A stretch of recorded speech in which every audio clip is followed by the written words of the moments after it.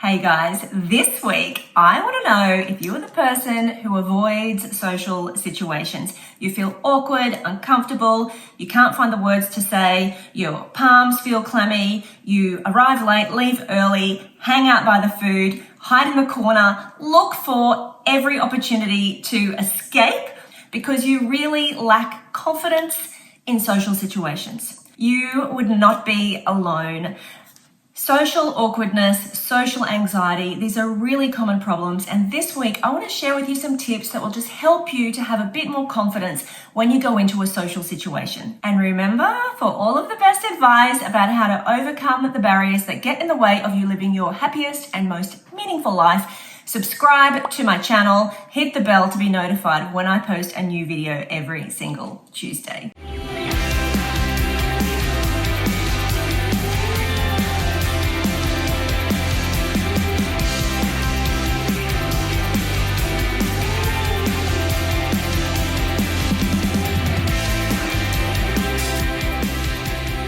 Okay, if you feel awkward and uncomfortable in social situations, by the end of this video, I want to share with you 3 tips that I think will really help you to feel more confident in any situation.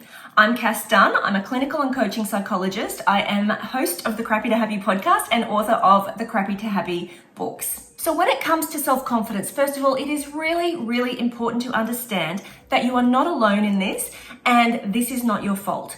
So we humans are wired, I've talked about this before, to spot problems and to look for threats. And of course, these days in our modern world, we are no longer in danger of being eaten by a bear or a tiger. What we most feel threatened by is social judgment. We fear social disapproval. We are incredibly self-conscious and self-critical because we are also wired to belong, to fit in. So our brain is working all of the time to spot any potential scenario where we might be subject to somebody else's judgment or criticism. And you know what? Mostly we are subjected to our own harsh self-judgment and self-criticism, and then we do a very good job of projecting that onto other people and assuming that other people are judging us in the same way that we are judging ourselves. So if you can just at least understand, first and foremost, that this is not a flaw of yours. You are not the only one who feels like this. This is the way our human brains are wired, and there's a pretty good chance that everybody else in the room with you is probably feeling, at least to some degree, the same way that you are. So we can find some comfort in that for a start. So when it comes to overcoming this, the first tip that I have for you is put yourself in social situations. You see, what we are most likely to do when something causes us to feel anxious or uncomfortable is we seek to avoid that situation.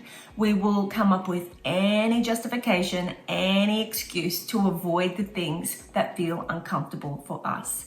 And if you're telling yourself, I'll do that thing when I feel more confident, I need you to know that confidence does not come from thinking. Confidence comes from doing. We actually need to do the thing that causes us not to feel confident as a way of building that confidence muscle.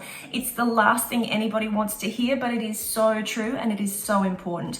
You have to put yourself into social situations. So this means saying yes to invitations. It means taking opportunities to put yourself in a gathering of people, to meet new people. It means sometimes taking the initiative. If you're in a new situation where you don't know many people, it means striking up that conversation, asking somebody if they want to catch up for a coffee.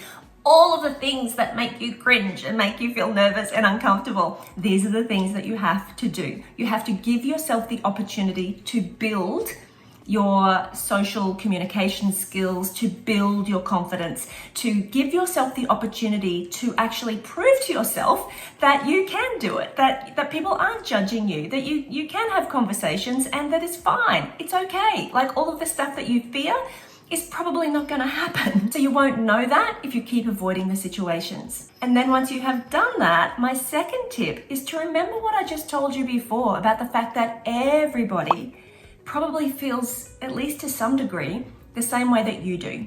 Now, if you're going into a situation where a lot of people already know each other, they've already established relationships and you haven't, well then it's likely that they're feeling more comfortable with each other. But remember, they all had to start as strangers. So that's okay. But if you know that there are other people who might feel uncomfortable, who perhaps don't know anybody, then remember, they're probably feeling the same way as you. So if you can take the focus off yourself and off your own discomfort, off all of that self-monitoring and self-censoring and all of that self-conscious thought, and actually turn your attention to other people, look for how you can make other people feel comfortable.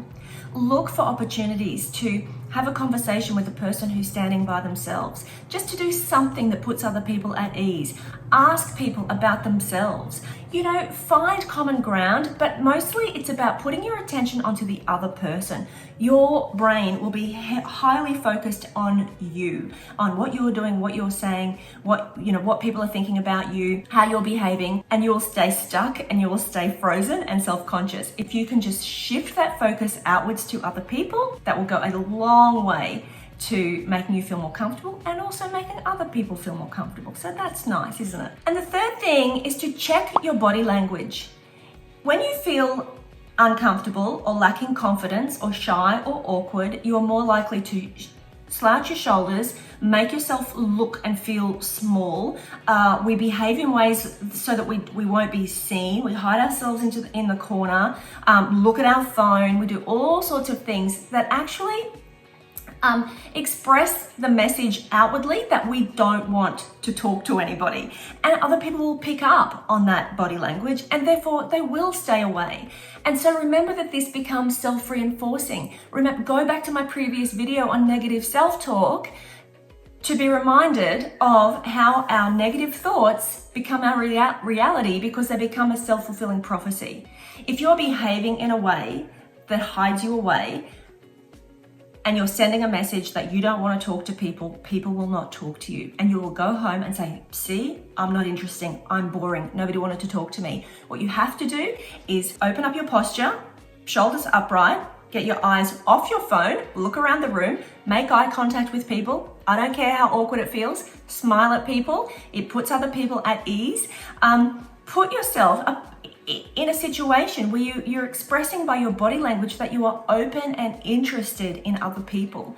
And then people will be interested in you. And then that can become a new story. That can become the self-fulfilling prophecy. If you need to, before you go into the room or while you're there, take yourself into the bathroom and try a power pose. Put your feet firmly on the ground, hip width apart, hands on your hips, V for victory, shoulders back, take a few deep breaths into your belly and just feel how it changes your physiology. Honestly, it doesn't matter if the science is all there supporting this or not. If it makes you feel better, then use it. The other thing is mental rehearsal. So before you go into a situation, spending some time actually visualizing things going well. And remember, your brain is wired to want to focus on everything that might go wrong. Your brain is going to want to convince you that it'll be terrible, it'll be awkward, it'll be uncomfortable, people will think you're boring, it's going to be a disaster. What you're doing with visualizing the opposite of that, when you visualize positive outcomes, feeling relaxed, feeling confident, talking to people, making conversation, then all of you're really doing is kind of trying to shift that balance. You're trying to shift that negativity bias in your brain back to something that's more positive and more confident. From a psychology perspective, we know there's lots of research that mental rehearsal works. Mental rehearsal is as effective as actually doing a skill in terms of wiring your brain and wiring your body to improve your performance. So we do it with athletes, taking basketball shots, performing gymnastics routines, anything in sport and athletics. Mentally rehearsing is proven to be as powerful as actual physical practice. So you can take that and you can apply it to whatever situation you're approaching in life. Visualizing things going well, imagining what that would look like, imagining what that would feel like, and then going into the room and then having that mental experience of things already going well so that you have a template and then just letting it unfold, just acting as if it's true. Here's the thing about confidence. You have to act as if you are the confident person that you want to be. You have to act as if you are the most confident person in the room, even if you're not. And it's by acting as if that's true that you actually have a positive experience and you actually begin to build that confidence and become that confident person. So good luck with that. Let me know how you go. What I have done is I have created for you a short guided visualization to help you to imagine and visualize yourself as a confident person. You can download it in the link below. Let me know how you go with that, and then you can just download that to your phone and you can use it anytime you're going into a situation that makes you feel awkward or uncomfortable and when you feel like you need a boost of confidence. Let me know in the comments below the situations that make you feel uncomfortable or where you feel like you could use a boost of self-confidence. And don't forget to subscribe, hit the bell to be notified of when I post a new video every single Tuesday, and I will see you back here next week.